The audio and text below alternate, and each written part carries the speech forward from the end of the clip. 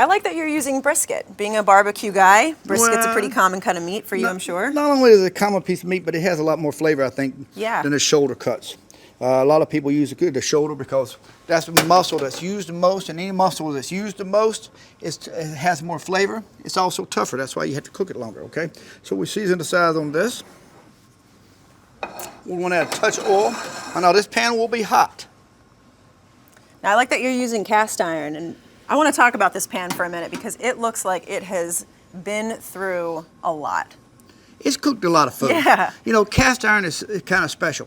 You're never supposed to wash it. Once you get it seasoned, you're never supposed to wash it. So this cast iron is a little bit older than you, I'm sorry to tell you, okay?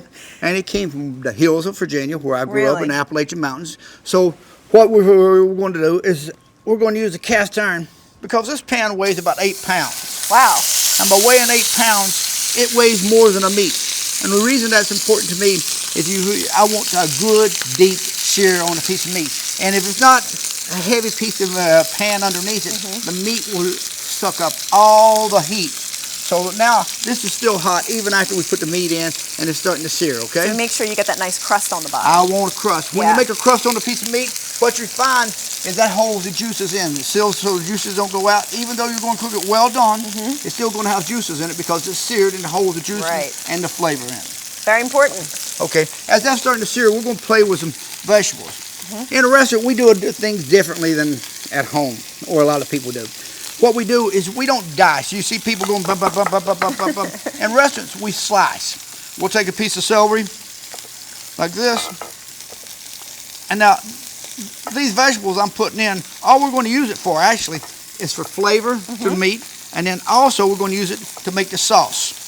Instead of making a stock and putting a stock on it, I'll use the celery that I cut now. So you have all the flavor that you need just from I'm building flavor every step of the way. So you go nice long slices first. Yes, and then you go right across. And you see the way I'm using my fingers, I've got my thumb in the back and I'm using it to slide my fingers across and I'm letting the knife go up and down my knuckles. By doing that, I don't cut myself and I can make a consistent cut. Keep those fingertips out of there. Yes, I really would rather keep my own fingertips. Okay? I would like you to too. Thank you. So we did celery, pretty easy. And if you see, we've got a consistent cut on this. The reason it's so important is if it's one piece is bigger than the other, if I cook this piece and this piece won't cook at the same time. You're going to lose the flavor. You're going to lose a lot about it. Okay. So what we do is we try to make it consistent. At home, I see people say, how do you cut onions? It's easy. We slice. We don't dice. We slice. And then we get a dice out of it. Now, I didn't get as much sear on that as I want, so I will go back over in a couple minutes. But what I did ahead of time, knowing that we're on TV, is I cheated a little bit. I seared now that's a sear. I seared it.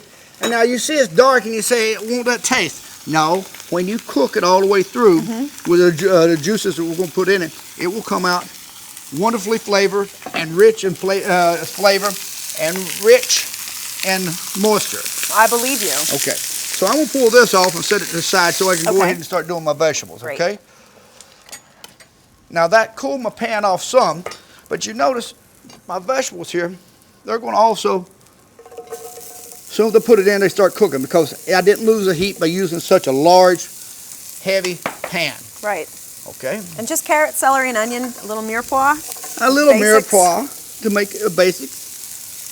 And keep it simple. I like that. We're going to start adding some herbs and building some flavor through it as we go. And since shiitake mushrooms are part of the dish. These are beautiful, by the way. Yes, you know, Pennsylvania has the best mushrooms in the world. Always has. And when I first brought them out in Minnesota 27 years ago, everybody wanted to know, where'd you get the mushrooms? Yeah. I'm back in Philadelphia. So I have the vegetables sweated. They've given up their juices, given up the color, and enhanced the flavor. So I'm going to put my brisket on that we've already started. Okay. Right in the center there. In the center. So you want that to make contact with the bottom of the pan? I want that. It doesn't have to because we're going to cover it with a top lid, and that will help steam it and also bake it. And I want some vegetables on top, okay? But getting my vegetables on top, I'm getting some of that flavor from bottom up, top down, the side up. And you know, the shiitakes have a wonderful, wonderful deep flavor. They do. They really do. They go great with meats. I don't think they're as good with fish, but I think they do a great job with red meats and chickens, okay? Sure. So we have the brisket started.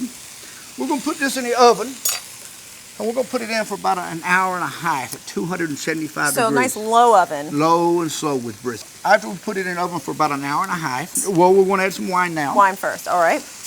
Okay. We're going to leave it in the oven for about an hour and a half. We're going to add some rosemary. This is dried rosemary? This is dry. Okay. These are bay leaves. I love bay leaves. Now my recipe calls for fresh, for dried thyme, but I've got fresh. I mean, Why not use it? there's no choice of which one I'd rather use. And after it's been in the oven for an hour and a half, we're going to add tomatoes. All right. I like tomatoes. That's more. Just canned tomatoes, whole tomatoes? I use canned tomatoes. I like to use the plum tomatoes on it instead of just the diced tomatoes. Okay. The plum tomatoes I think have a better flavor. Less processed. Less processed. And then after we do this, we're going to add orange zest. Oh, orange zest. Now that's unique. We're going to add some flavor to it. Yeah. We're going to go flavor all the I way like through that. it, okay? Switching things up a bit.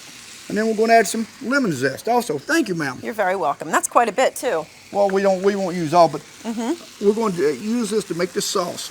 That's and nice. The brisket has a little bit more fat than the shoulder, so we're going to use the citrus to kind of cut. Yeah. It's all about balance. Yeah, everything has to be balanced. Okay, this will go in the oven. That's beautiful. Okay, I'll put it in this oven, one. ma'am.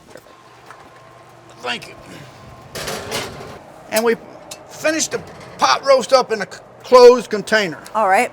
It's like a nice old-fashioned Dutch oven you got here. Is this also Yeah, the same age as that cast iron skillet? Not quite, but All right. it's not a newbie. I'll It's got tell you some that. years on it. It's good. Well, me too, ma'am.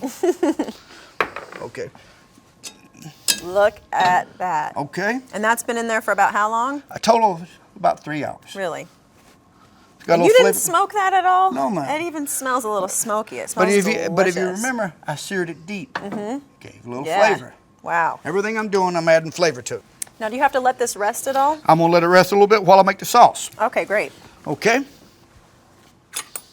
Sure. Okay. In here This smells incredible. we have the herbs. Wow. We have the mushrooms. And we those have mushrooms, the vegetables. they didn't really shrink up too much either. I thought they would. Ma'am, that's why I sauteed them to start with. If you didn't saute them to start with, they shrink up a lot more and they get chewy. Okay. If I'm lucky, and I pray I'm lucky, these mushrooms, they will just be very soft and tender all the way through. Now, there's a lot of ways you can make sauces. And the best way I know to make a sauce is I don't put flour, I don't put cornstarch. I just take this, and I'm going to put it in your blender. Oh, so you puree all of this And I'm together. going to puree it, and I'm going to call that a gravy. One thing I didn't say, show I put in was potatoes. The potatoes. Oh, right. The potatoes will make it thicken up. That's the only That's the starch. starch. That's my starch. Uh-oh. Nice. So you want to get this really smooth? I like it smooth. Mashed potatoes supposed to be smooth as babies. Well, we won't go any You further. can say it. It's all right. Okay, we're gonna let this set for a couple seconds. We have the mashed potatoes.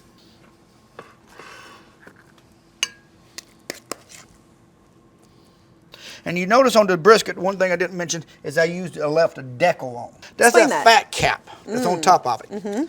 Some people take it off. I think it's the most flavorful part of a brisket. So it kind of melts when you cook it. Oh, it melts. It should be smooth as it can go, ma'am. Look at that. Okay, brisket, you always have to cut it against the grain. Okay, you is know that what the I'm secret talking? here? Do you know what I mean, the grain? Yes. Sort of these Yes, you can fibers see that it run here. through it. There's fibers here. Yeah. Okay, and those fibers you have to cut it against it. What's the point of that? What does that do? The fibers are strong and long, and they're hard to pull apart. So if you slice against it, you don't have to break break the stringiness out. Nice. Okay, we've sliced the brisket, and we're going to lay it out right across the potatoes. We're going to add some mushrooms. Yum. And it's even still a tiny bit pink inside, even though it's all the way cooked through. Yes, ma'am. And now we're going to add a little sauce on the top. Okay, and we're going to put the sauce Nice. right over the top. Look at that. That looks so rich.